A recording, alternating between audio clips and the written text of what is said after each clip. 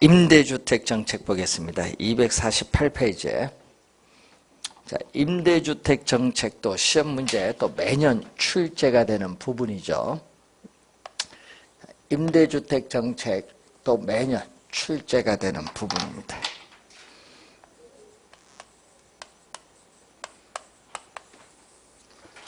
자, 이 임대주택 정책을 공부하기 위해서 먼저 가격 통제라는 용어를 하나 배워야 되는데, 이 가격 통제 또는 가격 규제라고 하죠.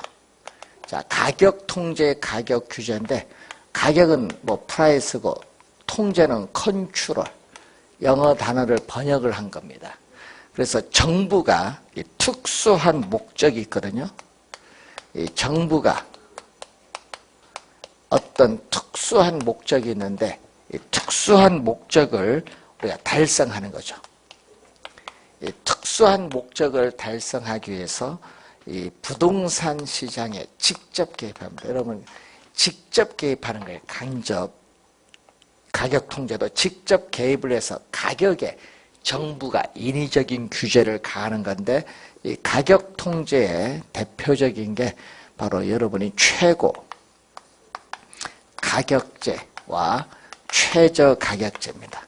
이 최저가격제는 최저임금에 관한 법률에 의한 최저임금 제도를 말합니다. 최저임금에 관한 법률에 의한 이 최저임금 제도가 최저가격제인데, 이건 공부할 필요가 없죠. 우린 최고가격제에서 우리는 임대료 규제와 이 분양가 규제가 있습니다. 자, 우선은 올해 시험에 이 임대료 규제가 좀 중요하거든요. 임대주택 정책에서 임대료 규제에서 정답을 물을 가능성이 상당히 높거든요. 임대료 규제를 임대료 상한제 또는 임대료 한도제라고 해요. 임대료 상한제 또는 임대료 한도제인데, 자, 임대료 규제의 목적은 뭐죠? 자, 임대료 규제의 목적은 정부가 저소득 임차인의 임대료 부담을 낮춰주기 위해서 임대료를 규제하는 목적이 있어요. 자, 그러면 여러분 교재 보면 임대료 규제에서 단기에는 하여튼 공급은 고정돼 있어요. 자, 단기에는 임대주택 공급량이 고정돼 있지만은 장기로 가면은 공급이 변하기 때문에 우상향이 돼요. 자, 그러면은 단기에는 임대차 계약 기간 동안에는 임차인이 이동을 못해요. 그래서 이동을 못하니까 수요 곡선의 기울기가 급한 비탄력적이에요. 이동을 못하니까. 자, 그럼 수요와 공급이 만나는 점에서 우리는 뭐가 된다? 균형이 형성이 되겠죠. 자, 수요와 공급이 만나는 점에 바로 시장에서의 균형 임대료입니다. 자, 이 균형 임대료가 너무 비싸다. 예를 들어서 여러분 시장의 균형 임대료가 50만 원이다. 너무 비싸니까 이 임대료보다 뭐한 수준에서 낮은 수준에서 규제를 하자. 이 규제 임대료 얼마? 30만 원으로 규제하자. 그러면은 25만 원 받아도 관계없고요. 29만 원 받아도 관계없어요. 30만 원도 관계없어. 근데 31만 원은 받으면 안 돼요. 그럼 이 빨간 선, 이 규제 임대료가 법이 허용하는 범위 내에서 받을 수 있는 최고의 임대료야. 최고의 가격이고 또 임대료의 상한선, 상한 가격을 말합니다. 자, 최고 가격이면서 상한 가격인데 시험에는요, 최저로 출제를 많이 하고 상한을 뭘로? 하한으로 출제를 많이 하거든요. 그래서 틀린 지문이죠. 주의하고, 공급은 단기에는 이렇게 고정됐어요. 단기에는 임대주택 공급량은 고정됐는데 임대료를 규제하면 이 빨간 규제 임대료 하에서 수요 곡선과 만나는 점이 수요량입니다. 이 규제 임대료 하에서의 수요량이 공급량보다 많다. 자, 여러분 우리 앞에서 볼 때 수요량이 공급량보다 많은 상태를 우리 뭐라고 하죠? 초과 수요라고 하는데, 또 시험에는 초과 공급으로 많이 출제하거든요. 공급이 아니라 초과 수요다. 그래서 단기에는 이만큼의 초과 수요가 발생하고 있어요. 그런데 문제는 이 얼마죠? 요 20만 원. 요 20만 원 차액만큼 임차인은 혜택을 보고 있고 임대인은 손해를 봐요. 임대인은 손해를 보면 공급을 줄여야 되는데 공급량은 단기에 변화가 없거든요. 그래서 단기에 공급의 변화가 없기 때문에 이 단기에 임대료 규제의 효과, 임대료 규제의 효과가 충분히 발휘되고 있다. 단기에는 임대인이 손해를 보면 공급을 줄여야 되는데 공급량은 변화가 없기 때문에 임대료 규제 효과가 충분히 발휘되고 있다. 왜? 임차는 20만 원 혜택을 보니까 이 규제의 효과가 우리는 충분히 우리가 발휘되고 있다 이렇게 볼 수 있습니다. 자, 우선은 장기로 가면은 부작용이 나타나거든요. 장기로 가면은 임대료 규제 효과가 나타난 것이 아니라 공급이 변하기 때문에 부작용이 나타나요. 그리고 임대차 계약 기간이 끝나서 또 수요량이 늘어나니까 수요 곡선은 단기보다 완만해요. 자, 이 점이 바로 균형이죠. 자, 균형 임대료와 거래량이 주어졌는데 문제는 임차인은 요 가격 차이만큼 이득을 얻기 때문에 임대주택이라는 수요량은 뭐한다? 증가하죠. 자, 임대주택이라는 수요량은 단기보다 더 많이 증가하고요. 또 임대는 손해를 보니까 우리는 자금 투자를 기피하고 임대주택이라는 자금 투자를 기피하고 기존 임대주택도 비용을 투입을 해요. 개조를 해요. 자가주택으로 개조해서 매각하기 때문에 임대주택 공급량은 뭐한다? 감소합니다. 임대주택 공급량은 줄어들어요. 그래서 임대주택 공급량은 이 정도밖에 안 되는데 사회적으로 필요한 양은 이만큼이다 보니까 이 크기만큼의 뭐가 발생하냐? 초과 수요가 발생하는데, 자, 여기서 주의해야 될 것은 초과 수요는 단기보다 장기로 갈수록 초과 수요는 더 커진다는 거. 그럼 이 초과 수요가 바로 임대주택 부족량입니다. 이 초과 수요가 임대주택 부족량을 말하는데 임대주택 부족량이 단기보다 장기로 갈수록 많아지니까 임대주택 부족 형상으로 인해서 저소득 임차인은 임대주택 구하기가 더 어려워져요. 그래서 임대주택난, 저소득층의 임대주택난이 심화가 돼요. 그래서 장기적으로 이러한 초과 수요는 뭐를 형성한다? 초과 수요는 암시장을 형성하죠.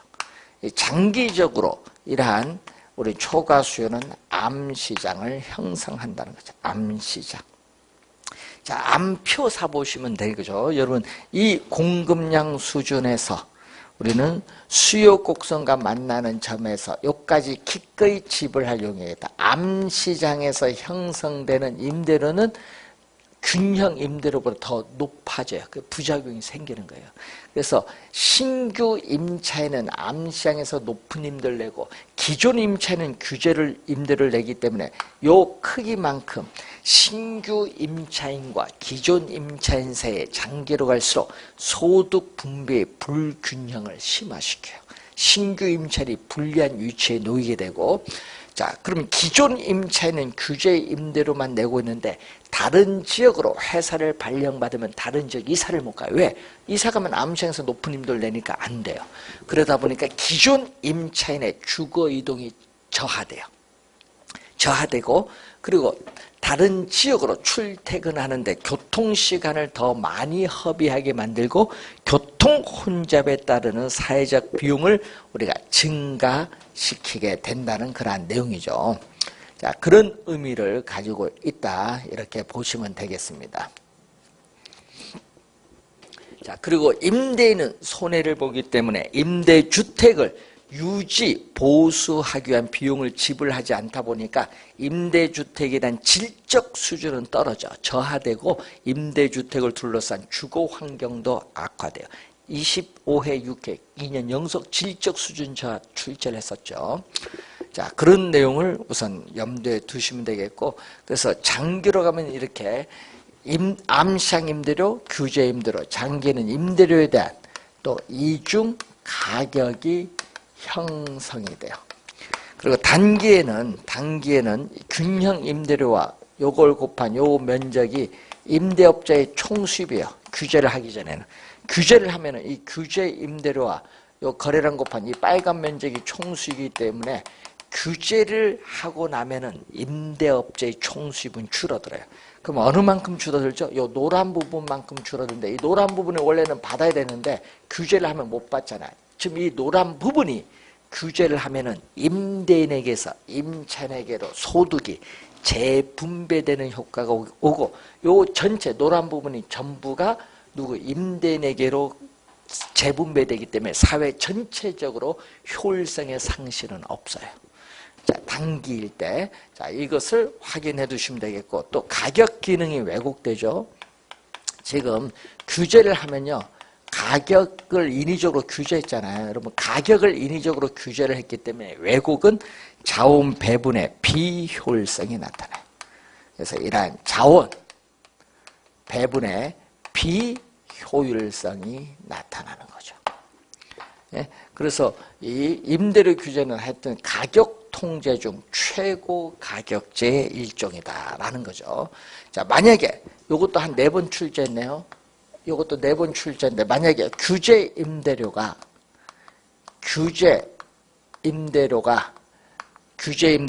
뭐보다 우리는 시장의 균형 임대료보다 높으면 이미 뭐가 발생했다? 이미 균형에 도달되어 있기 때문에 임대주택 시장의 임대료나 수요량이나 공급량에 아무런 영향을 미치지 아니한다. 그럼 시험 문제 뭐 초과 공급 발생한다면 큰일 납니다. 이미 균형에 도달되어 있는 상태이기 때문에 임대주택 시장의 임대료, 수요량, 공급량에 아무런 영향을 미치지 아니한다는 얘기인데 올해 시험에 임대료 규제에서 정답 지문을 나올 가능성이 거의 90% 이상이에요. 임대료 규제를 신경 써서 잘 공부를 좀 해두셔야 될 부분입니다. 자, 250페이지로 가시면은 임대료 보조 정책이 이제 나오죠. 자, 임대료 보조를 보면은, 자, 여러분, 정부가 저소득 임차인의 임대료 부담을 낮춰주고 또 저소득층의 주택 문제를 해결하기 위해서 임대료를 보조해 줍니다.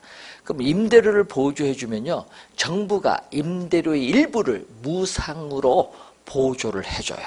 그럼 보조를 해주는데 누구한테 보조를 해준다? 수요 측에게 보조할 수 있죠. 자, 이 수요 측에게 우리는 보조를 해줄 때는 2가지가 있어요. 뭐가 있냐면 현금.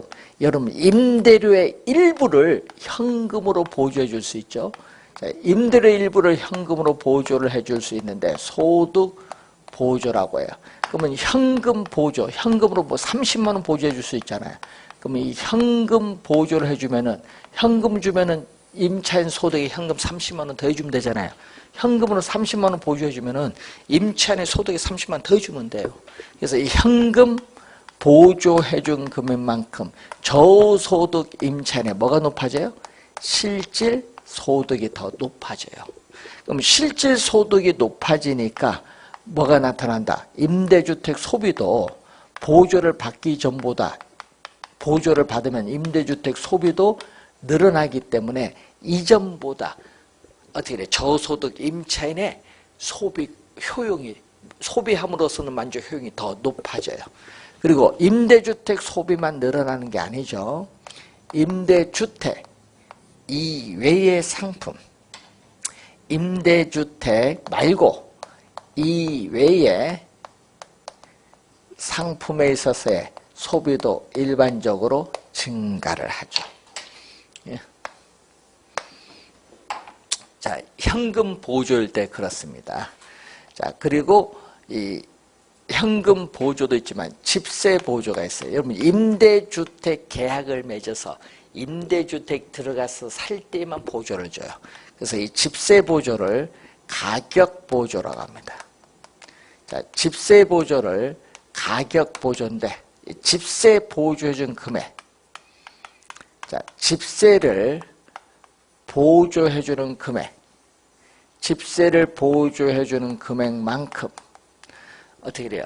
집세를 30만 원 보조해주면 시장 임대료가 50만 원인데 30만 원 보조해주면 20만 원만 내면 돼요.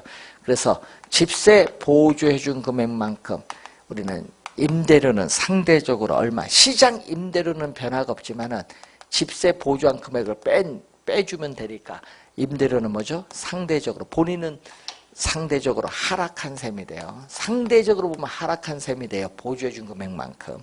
그래서 또 임대, 주택, 소비가 늘어나요. 그래서 정부는 임대주택 소비를 증대시키고자 하는 정책 효과 측면에서는 임대주택을 소비할 때만 보조해주는 집세 보조가 효과적이고 소비자 효용, 자 소비자가 상품을 소비함으로써 얻는 만족, 효용, 소비자 효용 증대 측면에서는 소비자 상품 선택의 폭이 이렇게 다양한 현금 보조가 효과적이에요. 그래서 여러분이 소비자 입장에서는요, 현금 보조가 최고야. 가격 보조나 현물로 보조해 주는 것보다는 소비자 입장에서 만족은 뭐가 최고? 현금 보조 최고. 이것도 한번 출제했어요. 소비자 만족 효용 측면에서 뭐가 최고? 현금이 최고야. 하여튼 뭐든지. 왜? 현금 받으면 상품 살 수 있는 게 다양하거든요. 만족이 높다는 거죠. 현금 보조가 최고입니다. 자, 그래서 이러한 내용을 보고 또 수요 측에만 보조해 주는 게 아니라 또 뭐에 보조해 줄 수 있다? 우리는 공급 측에 또 보조할 수 있죠. 뭐 공급 측 생산자에게 보조해 줄 수 있는데, 자 주택 도시 기금의 자금을 저렴한 금리로 보조해 주면은 금리 차이에 따라서 이자 부담이 적어지니까 생산비가 하락을 하죠. 자 생산비가 하락을 하면 장기적으로 임대주택 공급량은 뭐한다? 증가합니다. 장기적으로 임대주택 공급량은 증가하는데 이것을 우리는 시험에 19회 시험, 21회 시험에 출제했는데 요 감소, 19회 시험에는요 감소로 출제했어. 감소가 아니다. 뭐가 된다? 증가가 된다는 그런 내용이죠. 감소가 아니라 증가가 된다는 그런 내용입니다. 그러면 임대주택 공급량이 이전보다 많아지면은 임대료가 하락하면서 장기적으로는 저소득 임차인에게 혜택을 줄 수가 있는 겁니다. 자, 이 내용이 임대료 보조에 관련된 내용인데 우리나라에서는 뭐가 있다?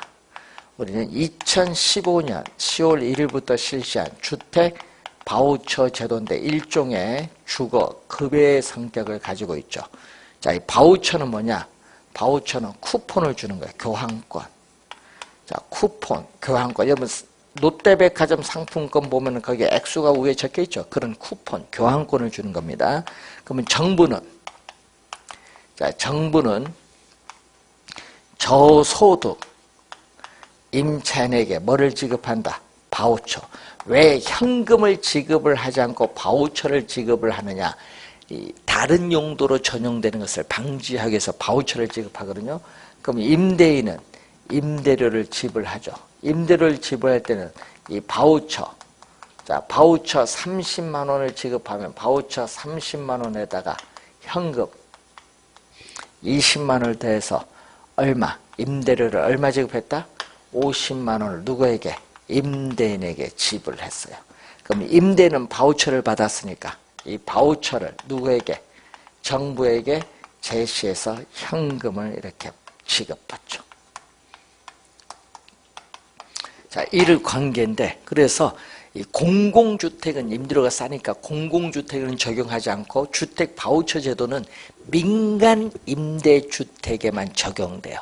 바우처 대상이 되면은 전국 어느 지역에 살든 관계없어요. 그래서 임차인의 주거 선택권이 보장되어 있기 때문에 임차인, 소비자 중심의 제도다. 주택 바우처 제도. 우리나라에서 실시하고 있는 제도인데 23회 시험과 26회 시험에 출제를 또 우선 한 내용이 되겠죠. 주택 바우처 제도.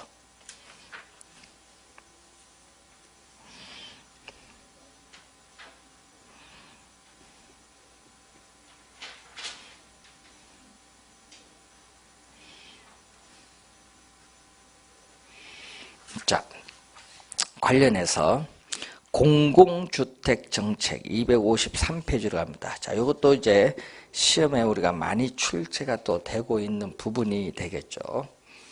자, 공공주택 정책. 자, 우선 공공주택은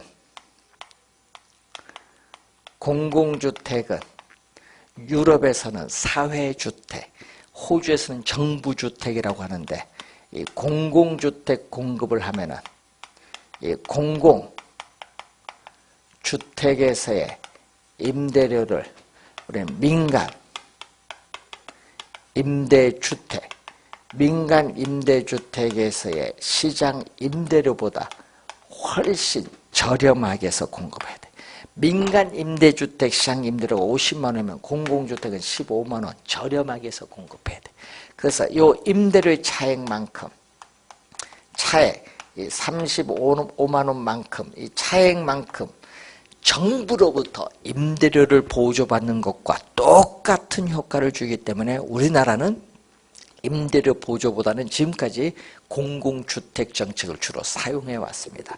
자, 그러면 공공주택을 공급을 하면요, 그 공공주택에 들어가서 살아야 되기 때문에 어떻게 돼요? 임차인의 주거 선택권의 제한을 가져와요. 그 지역에 살아야 되니까. 자, 이렇게 되는데 임대료, 공공주택의 임대료, 그리고 민간 임대주택 임대료를 다르게 해서 공급하기 때문에 임대료에 대한 또 뭐를 형성한다? 임대료에 대한 이중 가격을 형성하면서 공공주택을 공급하고, 공공주택은 이 생산자 보조 방식으로 또 공급을 하고 있다. 생산자 보조 방식으로 공급을 하는 건데, 그러면은 이 민간 임대 주택 시장에 살고 있는 저소득층 가구는 임대료가 싼 공공주택은 공급되는 지역으로 이동을 해가는 거예요. 자, 그런데 이 차액만큼 시험 문제는 또 요 두 개를 좀 많이 출제하거든요. 25회 시험에도 출제했고 15회 시험에도, 여기서 25회, 15회 시험에도 출제를 했잖아요. 그래서 이 차액만큼 임대료 보조 효과인데, 임대료를 주거 비용이라고 하거든요. 주택 임대료를 주거 비용인데 임대료 주거 비용 보조 효과가 있다. 이 지문을 또 시험 문제에 또 많이 출제를 하고 있습니다. 예. 그래서 이 내용을 또 보고요. 또 시험에 또 많이 출제가 되는 또 용어가 있어요. 자, 여러분이 요즘에 3회 연속 출제되고 있는데 254페이지 보시면은 민간 임대주택에 관한 특별법상의 용어가 나오거든요. 자, 거기에 보시면은 이 기업형 임대주택 4번 보세요. 기업형 임대사업자가 8년의 동그라미, 8년 이상 우리가 임대할 목적으로 취득하여 임대하는 민간 임대주택인데 8년이거든요. 요거 2년 전에는요 10년이었거든요. 근데 작년에 법이 개정되면서 8년인데 2년 전에 10년 한 번 냈고요. 또 작년에 8년 냈어요. 바뀌어서 바로 냈는데 작년 정답 지문이었습니다. 8년입니다. 자, 그리고 5번 중공공 임대주택은 2번은 일반형 기업형이 아닙니다. 일반형 임대사업자가 이것도 8년의 동그라미, 8년 이상 임대할 목적으로 취득하여 임대하는 민간 임대주택인데 작년 시험 정답 지문이었죠. 10년을 8년으로 8년입니다. 10년이 아닙니다. 자, 여기서 여러분 또 주의를 해야 될 것은 이 기업형 임대사업자와 일반형 임대사업자가 용어가 달라요. 자, 주의해야 될 건 또 거기 기업형 임대주택을 여러분 요즘 뉴스에 나오는 걸 보면요, 뉴스테이라고 해요. 여러분 들어봤죠? 뉴스테이. 기업형 임대주택이 뉴스테이입니다. 뉴스테이. 요즘 뉴스 나오는. 자, 그리고 단기 임대주택은 5년이 아니라 몇 년? 4년. 옛날에 막 5년 많이 했거든. 4년입니다. 일반형 임대사업자가 4년입니다. 4년 이상 임대할 목적으로 취득하여 임대하는 민간 임대주택을 말하고요.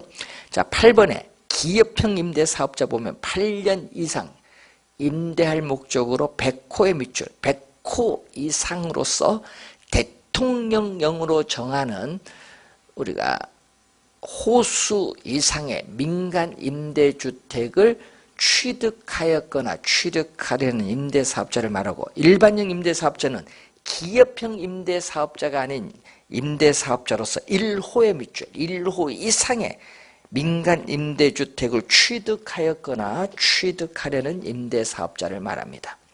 자, 그리고 12번 보세요. 기업형 임대주택 공급 촉진지구가 있는데 기업형 임대주택의 공급을 촉진하기 위해서 지정고시한 지구, 요 뉴스테이 그 얘기하는 겁니다. 자, 공공주택 특별법 갑니다. 자, 영구임대주택 또 많이 들어봤습니다. 자, 국가나 지방자치단체의 재원을 지원받아. 자, 밑줄은 최저소득계층 밑줄. 최저소득계층 밑줄 긋고 주거 안정을 해서 또 밑줄은 50년 이상 또는 영구적 밑줄. 50년 이상 또는 영구적인 임대를 목적으로 공급하는 공공임대주택입니다. 영구임대주택 개념이 나와 있고요. 자, 국민임대주택도 많이 또 들어본 용어죠. 국가나 지방자치단체의 재정이나 주택도시기금법에 따른 주택도시기금의 자금을 지원받아 저소득 서민, 밑줄, 저소득 서민입니다. 최저소득계층이 아닙니다. 저소득 서민의 주거 안정을 위해 30년 이상 밑줄, 30년입니다. 영구는 50년 이상 영구적인 내용은 30년 이상 장기간 임대를 목적으로 공급하는 공공임대주택입니다. 자, 또 뉴스에 많이 나오는 행복주택이 나오죠. 국가나 지방자치단체의 재정이나 주택도시기금의 자금을 지원받아 대학생, 사회초년생, 신혼부부 등, 자, 밑줄은 젊은층 밑줄, 젊은층의 주거 안정을 목적으로 공급하는 요것 공공임대주택입니다. 행복주택, 공공임대주택입니다. 자, 장기전세주택 용어 바뀌었거든요. 요 옛날에는 법에 20년 이상이 있었는데 20년이 없어졌어. 20년이 없어졌거든요. 국가나 지방자치단체의 재정이나 주택도시기금의 자금을 지원받아. 자, 밑줄은 전세계약의 방식 밑줄. 전세계약의 방식으로 공급하는 공공임대주택입니다. 옛날에는요 20년한 게 있었거든요. 서울특별시의 쉬프트 얘기인데 이거 20년 계약을 하잖아요. 그래서 그 20년의 말이 없어졌다는 거. 자, 5번 요즘 많이 나오는 분양전환 공공임대주택인데 일정 기간 임대 후에 분양 전환할 목적으로 공급하는 공공임대주택. 그래서 요즘 보면 몇 년? 뭐 10년 뭐 이상 임대 뭐 이런 얘기 많이 나오죠. 기존주택 매입 임대주택은 국가나 지방자치단체의 재정이나 주택도시기금의 자금을 지원받아 자, 기존주택을 말 그대로 매입을 하는 거예요. 기존주택 매입하여 자, 밑줄은 국민기초생활보장법에 따른 수급자 등 밑줄. 국민기초생활보장법에 따른 수급자 등에게 공급하는 공공임대주택입니다. 그럼 기존주택, 이번 전세임대주택은 국가나 지방자치단체의 재정이나 주택도시기금의 자금을 지원받아 기존주택을 이번 매입을 하는 것이 아니라 임차. 임차에서 다시 전대줘요. 누구에게? 밑줄은 저소득 서민에게 전대 밑줄. 저소득 서민에게 전대하는 공공임대주택입니다. 용어들을 출제하거든요, 요즘. 그래서 3년 연속 출제하기 때문에 용어를 좀 주의 깊게 봐두셔야 됩니다. 자, 258페이지에 여가과정과 문제. 여가과정 작년에 또 출제를 했었죠. 자, 별표 2개 정도 또 하나 확인을 해보도록 하겠습니다. 자, 여가과정. 여가는 필터링이라고 하죠. 필터. 자, 필터는 정수기에 불순물을 걸러주는 장치. 그대로 번역해서 여가라고 이제 번역을 해보는 거예요. 그래서 용어가 어려워요. 여가 과정은 주택의 순환. 주택은 토지 위에 고정되어 이동할 수 없는데 순환이라는 것은 주택에 살고 있는 사람이 이사를 왔다 갔다 하는 겁니다. 주택의 순환 형사. 그럼 주택에 살고 있는 사람이 이사를 왔다 갔다 하려면 빈집이 있어야 돼요. 빈집을 우리는 전문용어로 공가라고 해요. 공가가 빈집. 공가가 연쇄적으로 나타나야 순환이 이루어져요. 자, 그러면 여가 과정은 크게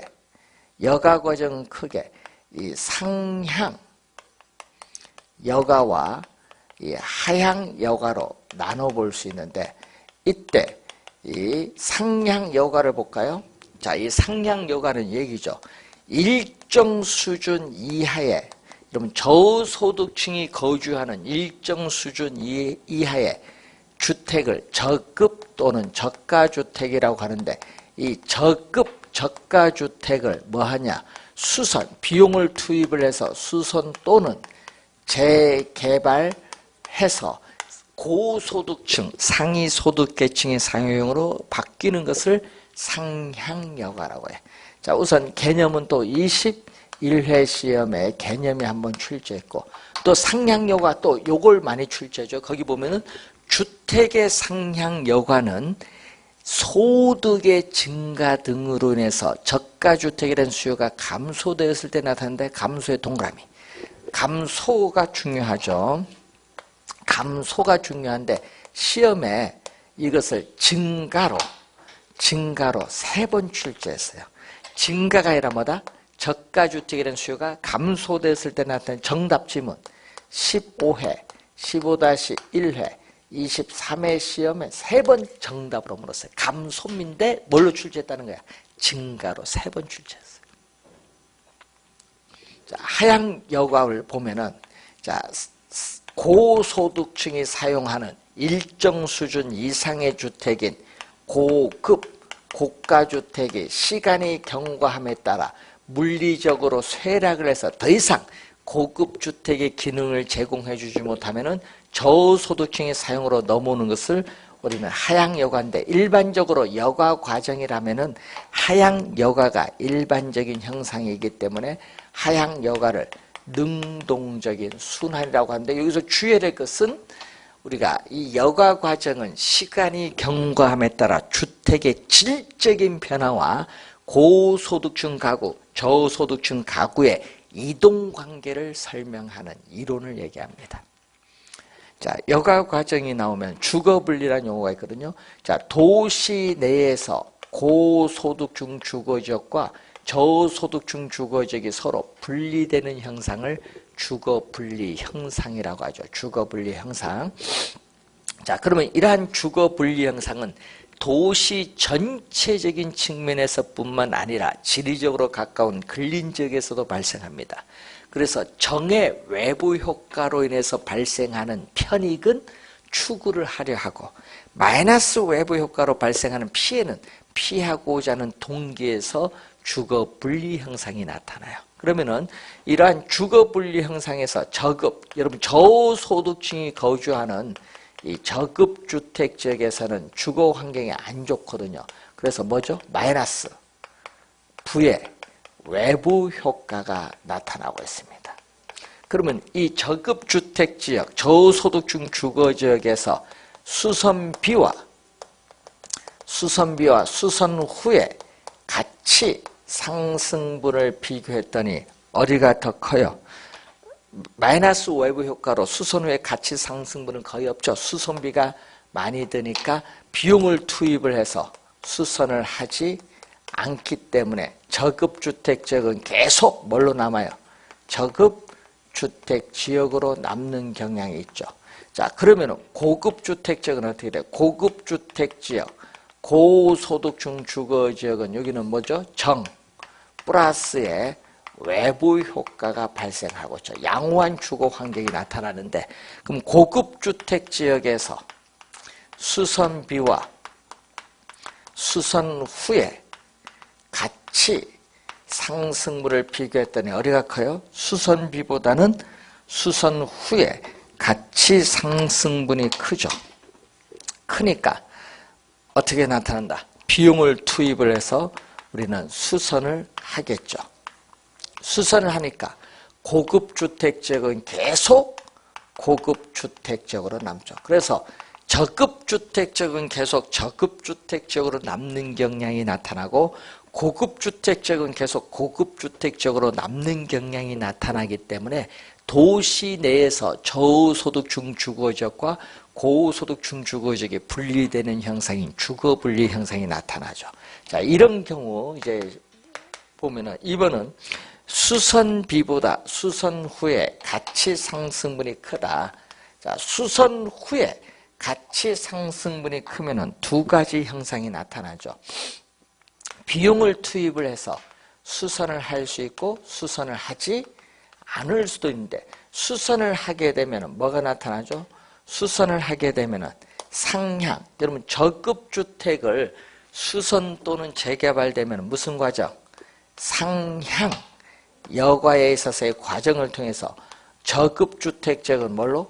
고급주택지역으로 변할 수 있어요. 그런데 수선을 하지 못하면 우리는 계속 저급주택지역은 저급주택지역으로 남죠. 그럼 수선 못하는 이유가 뭐예요? 수선 못하는 이유는 저급주택지역에 살고 있는 주민들의 소득이 낮기 때문에 수선을 하고 싶어도 못한다는 내용이죠. 자, 고급주택지역에서는 수선 후에 가치 상승분보다 수선 비용이 더 크다. 그러면 고소득층은 주거 환경이 좋은 다른 지역으로 이사가고 이 지역에는 저소득층 가구가 이렇게 들어오겠죠. 들어온 거죠. 그래서 수선을 하지 않고 뭐가 들어온다? 하향여가. 고소득층이 사용하는 고급주택이 저소득층이 넘어가는 게 하향여가죠. 이 하향여가에 따르는 침입. 자, 시험에 이 하향여가를 우리는 19회 시험에는 뭘로 출제했다? 상향여가로 출제했죠. 정답 지문이었습니다. 그때 당시. 침입은 이렇게 어떤 지역에 새로운 요소가 들어오는 걸 침입이죠. 하향여가에 대한 침입이 나타나는 거예요. 이렇게 계속 들어오거든요. 계속 이렇게 오면은 점점 이 지역은 뭘로 바뀌어? 저급주택지역으로 바뀌죠. 이제 시간이 경과함에 따라 고급주택지역은 점점 저급주택지역으로 변화를 하는데 이 형상을 우리는 천이 또는 계승이죠. 그래서 인근 지역의 여가 과정에는 침입과 계승의 논리가 적용되고 있습니다. 침입과 계승의 논리가 적용되고 있다. 자, 그러면은 이 관련해서 이런 용어를 이제 보는데, 문제는 우리가 저소득층 가구는 될 수 있는 대로 고소득층 주거지역 가까이 위치하여 입지하기를 선호하는데, 그럼 고급주택 가까이는 저급주택 지역은 양호한 주거 환경을 누리기 때문에 뭐가 할증이 되어 거래가 이루어지고, 이 저급주택 지역 가까이는 고급주택은 양호하지 못한 주거 환경으로 인해서 건축비에도 어떻게 돼요? 미치지 못해요, 가격이. 그래서 여기는 뭐가 이루어진다? 할인이 되어서 이루어진다. 이 지문 할인, 할증 두 번 출제인데 작년은 요걸 할증, 요거는 뭘로? 할인으로 출제했어요. 작년에는 바꿔서. 그래서 두 번 출제를 또 한 내용이죠. 자, 이 내용이 여러분이 이 작년에 또 출제를 한번 했습니다. 자, 여러분 교재 261페이지에 분양가 규제를 보시면은, 자, 우리가 가격 통제 중 최고 가격제의 또 일종인 분양가 규제, 분양가 상한제, 또 작년에 출제를 또 했었죠. 분양가 규제, 분양가 상한제 작년에 출제가 됐기 때문에 별표 2개로 또 한번 확인해 보겠습니다. 분양가 규제 목적. 자, 실시하는 목적이 또 지문에 3번 출제를 했어요. 실시 목적은 지문 속에 19회 시험, 그리고 우리가 4회 시험, 27회 시험에 지문 속에 목적은 3번 출제했는데, 자, 이 목적을 보면은 주택 가격이 현재 급등을 하고 있어요. 주택 가격이 현재 급등을 하고 있기 때문에 정부는 주택 가격을 안정시키기 위해서 분양가 규제를 실시하는 목적이 있고, 또 하나는 뭐죠? 우리는 신규 주택 구입을 하는 사람에게 신규 주택 구입 가격 부담을 낮춰주기 위해서 실시하는 목적이 있어요. 자, 그러면 어떤 영상이 나타나냐? 수요와 공급이 이렇게 주어졌을 때 수요와 공급이 만나는 점. 자, 이 만나는 점이 균형 가격인데, 자, 19회 시험에서는 이것을 또 시장 가격이라는 용어를 출제했습니다. 같은 말이죠. 자, 이 균형 가격이 평당 1,500만 원이다. 너무 비싸다. 그래서 우리는 평당 1,100만 원으로 규제하자. 그럼 이 규제 가격이 분양가의 상한선이 돼요. 그래서 분양, 우리가 가에 있어서의 상한선, 이 상한선이 바로 규제 가격이 돼요. 그럼 이 규제 가격이 법이 허용하는 범위 내에서 받을 수 있는 최고의 가격이면서 분양가의 상한선이기 때문에 상한 가격입니다. 그러니까 지금 최고 가격인데 최저 가격도 아니고 우리는 하한 가격도 아니다. 자, 문제는 최저 가격도 아니고 하한 가격도 아니라는 거. 그래서 최고 가격, 상한 가격 염두에 두시고, 그럼 이 가격 차이만큼 아파트를 분양받은 사람은 시세 차익, 전매 차익을 누릴 수 있기 때문에 아파트를 분양받고자 하는 사람의 수요량은 증가하고, 건설업체는 또 이 가격 차이만큼 손해를 보는데 단기는 공급은 변화가 없거든요. 단기는 공급이 변화가 없는데 장기적으로 신규 주택 공급량은 줄어들어요. 장기적으로 신규 주택 공급량은 감소해요. 그럼 공급은 이 정도밖에 안 되는데 사회적으로 필요한 양은 이만큼이다 보니까 이 크기만큼의 또 뭐가 발생한다? 장기적으로 뭐가 발생해요? 이 크기만큼의 초과 수요가 발생하는데 이러한 초과 수요는 결국은 아파트에 대한 이 투기적인 수요를 유발해요. 그래서 장기적으로는 또 암시장이 형성이 돼요. 장기적으로는 또 이렇게 암시장이 형성돼요. 그럼 이 공급량 수준에서 우리는 어떻게 돼요? 수요 곡선과 만나는 점, 이 점이 우리는 암시장에서 형성되는 가장 높은 임대료입니다. 암시장에서 형성되는 가장 높은 임대료예요. 그러면은 시장의 균형 가격보다 높기 때문에 장기적으로는 또 부작용이 나타나죠. 그래서 이 가격 차이만큼 뭐가 발생한다? 우리는 프리미엄이 발생한다. 프리미엄이란 건 피다. 피 얼마냐 이거지, 피. 그래서 이 프리미엄이 우리가 발생하고 있다. 이렇게 보시면 되는데, 그래서 암시장에서 프리미엄이 발생을 하고 있으니까 이 프리미엄이 클수록 우리는 암시장에서 아파트에 대한 분양권에 대한 불법적인 전매, 음성적인 거래인 불법적인 전매가 나타날 수 있어요. 예? 프리미엄이 클수록. 피 얼마 얘기 많이 하거든요. 예? 자, 그런데 문제는 또 가격 기능이 왜곡되거든요. 가격을 규제했으니까 가격 기능의 왜곡으로 인해서 자원 배분의 비효율성이 나타나고 또 장기적으로는 암시장 가격, 규제 가격, 또 아파트에 대한 또 가격에 대한 또 뭐가 형성된다? 이중 가격이 또 형성이 돼요. 자, 이런 형상이 나타나는데 만약에 규제 가격 없앤다. 규제 가격 없으면 분양 가격이 올라요. 그럼 건설업체는 수익성이 높아지니까 공급량을 증가시키고 또 가격이 오르니까 수요량은 줄어들죠. 투기적 수요가 감소해요. 분양 가격, 요 규제 가격 없애는 걸 분양가 자율로 합니다. 근데 자율로는 출제를 안 해요. 그럼 출제를 하면 우리 뭐죠? 분양가 규제를 출제하는데, 그래서 최근에 보면 13회 시험, 18회, 19회, 24회, 또 작년 27회 시험에 또 출제했죠.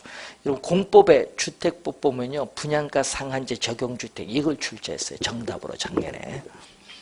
그래서 용어 좀 기억을 해 두셔야 될 필요가 있습니다. 자, 263페이지 보시면은 선분양, 후분양 제도가 있는데, 자, 여러분이 우리나라는 선분양, 후분양을 다 하고 있어요. 다 하고 있는데 선분양은 요즘 많이 분양받으신 거죠. 아파트를 착공하기 전에 미리 분양을 받아요. 그럼 분양계약서를 작성하면 건설업체는 그 분양계약서를 금융기관에 제출해서 집단대출, 여러분 명의로 집단대출을 받아서 그걸 가지고 건설자금 조달해요. 그래서 건설업체의 건설자금 조달이 용이하기 때문에 선분양은 누구 중심? 공급자 중심의 분양제도. 공급자 중심의 분양제도가 돼요. 그럼 선분양 받으면은 어떻게 돼? 입주 시에 아파트 가격이 오르면 그 이익은 아파트 분양 받은 사람이 귀소. 또 분양 가격이 입주 시에 아파트 가격이 떨어지면 분양 가격 밑으로 떨어지면 그 손해도 아파트 분양 받는 사람이 책임. 그런데 선분양 받으면 문제가 있죠. 우선 부실공사를 초래할 수도 있고 주택 품질이 저하돼요. 그리고 건설업체가 부도나면은 새로운 건설업체를 선정해서 공사를 해야 되기 때문에 입주가 지연될 수 있는 문제점이 있어요. 자, 그런데 후분양은 아파트를 완공한 이후에 분양받아요. 그럼 완공된 아파트를 비교하면서 분양받기 때문에 소비자의 상품 선택의 폭이 다양해요. 그렇기 때문에 이건 누구 중심? 소비자 중심의 분양제도. 그런데 문제는 부실공사를 하면 분양을 안 받으니까 건설업체의 아파트 품질이 어떻게 돼요? 개선, 향상이 돼요. 그리고 건설업체가 아파트 건설 자금 조달이 곤란하다는 단점이 있고요. 또 건설 기간 중에 건축비 상승을 아파트 분양 시에 분양 가격에 다 반영돼서 소비자에게 전가할 수 있는 문제점도 있어요. 그래서 작년에는 27회 시험에는요, 여기서 뭐를 출제했냐? 장단점이 지문으로 한번 출제를 했어요. 자, 이러한 내용을 보는데, 그래서 여러분이 관련해서 우리가 264페이지 중간 부분까지 했습니다. 잠시 쉬고 조세 정책 들어가겠습니다.